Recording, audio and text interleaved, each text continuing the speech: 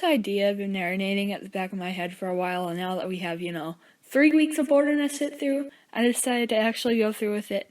And before you scroll down to the next post, just please stay. I promise I'll make it interesting. For any of my followers that don't know me very well, I play French horn and wind ensemble. And if you don't know what either of those things are, French horn is a big curly trumpet that's known for its beautiful yet girthy sound.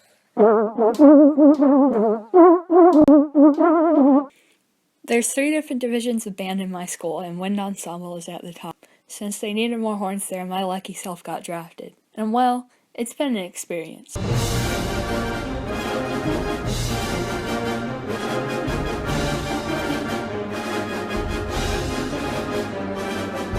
We're going to go in order from our earliest concert songs to our latest. Prelude, Siciliano, and Rondo is a 3-movement piece. Prelude is a royal-sounding introduction fit for a king, while a Siciliano is a stunning short movement, slow and soft.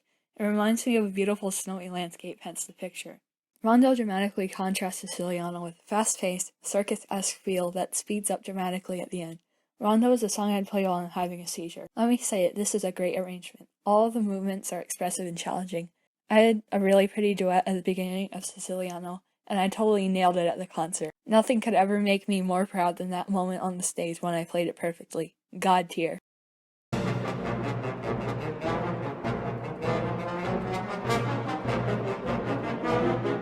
Mother Earth is a chaotic and angry piece. It's extremely fast. Everybody in the band had trouble playing it because the measures would slam by like they're made of nothing. Despite this, it was fun to play and it really helped me grow as a musician. Not exactly a god tier song, but it's still pretty dang good.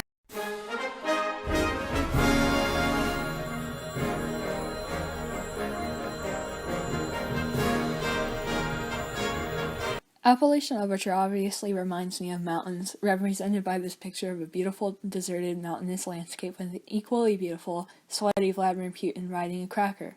This piece cannot be described in a few words.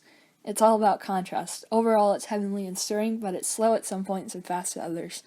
Dynamic contrast and the way you attack notes is key to getting the music's message across. Good piece, belongs in the straight-up bops category.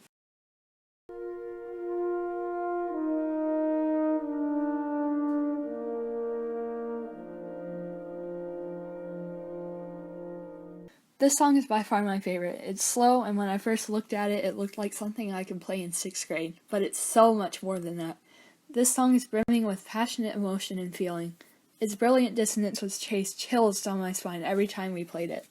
Listening to this song as a zealous musician gets me the same reaction as Remy from Ratatouille when he eats food. Oh, yeah. Oh, amazing. If this absolute banger does not play at my funeral, I'm not going. It deserves the top tier.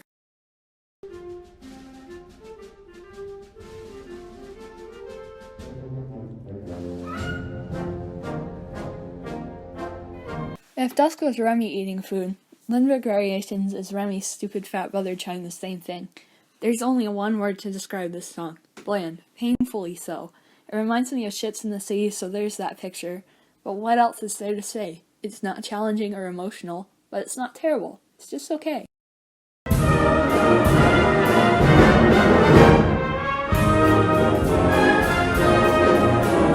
Getting into songs for my Christmas concert, we have this cute little jazzy number.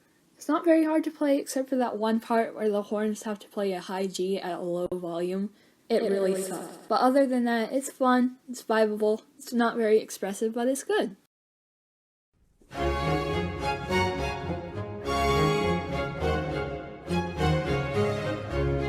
This was a song everybody was involved in. Bands of all levels, orchestra, and choir all participated in this uneventful piece.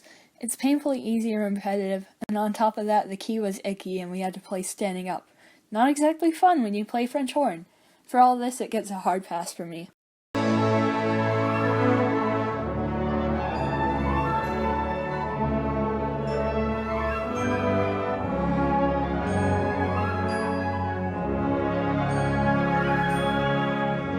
We're entering the dark times, competition songs. Now I want you to close your eyes and imagine you're in a dream. You're in a large dark room, dark except for floating candles. Just don't question it. Their gentle orange light faintly illuminates cushioned chairs paired with music stands, all in an arch around a conductor's pedestal. Standing on that pedestal is a mysterious man. He's slightly overweight, his bespectacled face topped with wispy gray hair. "Who are you?" you say, your voice quivering with fear. He doesn't look up. You wonder if he even heard you. Suddenly his cold voice responds, "I was banished from heaven and hell. I, David R. Gillingham, and condemned to the band room. If that were my dream, I would have woken up screaming." You see, this piece was a bit of a nightmare to me. Be That My Vision is a proud song I play at church because it sounds exactly like a hymn.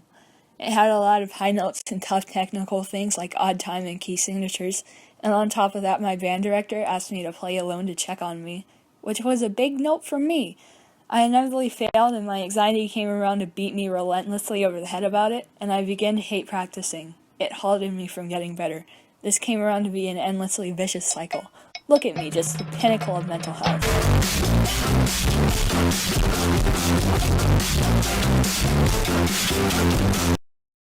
Now that we passed by this piece, I feel a bit better. The pendulum of motivation is swinging back, and I'm practicing more and getting better. But this song made my existence a living hell, therefore it should burn there along with its devilish composer.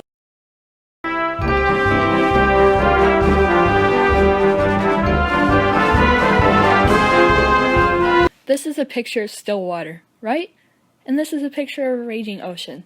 They're both interesting, but if you had to choose to stare at one of these scenes for 10 years, you'd probably choose the raging ocean.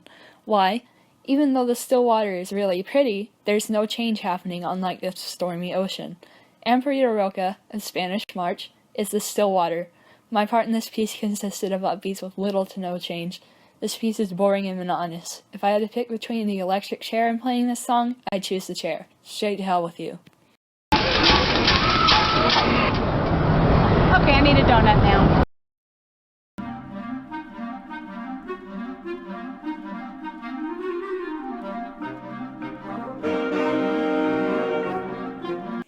A band director at VGSU asked us to describe this song in one word, and the entire band collectively replied, "Train." Because you guessed it, it sounds like you're on a train. This angry and exhilarating piece is also built off the blues scale, so... Jokes aside, this piece was so much fun to play. I love how jazzy and exciting the song is, and I get really fired up every time we played it. God tier. If you're still here, that's impressive. I applaud you. Thank you for watching this abomination, and for any of you freshmen joining me next year, good luck, because you're gonna need it. But with that being said, have fun in quarantine. Peace out.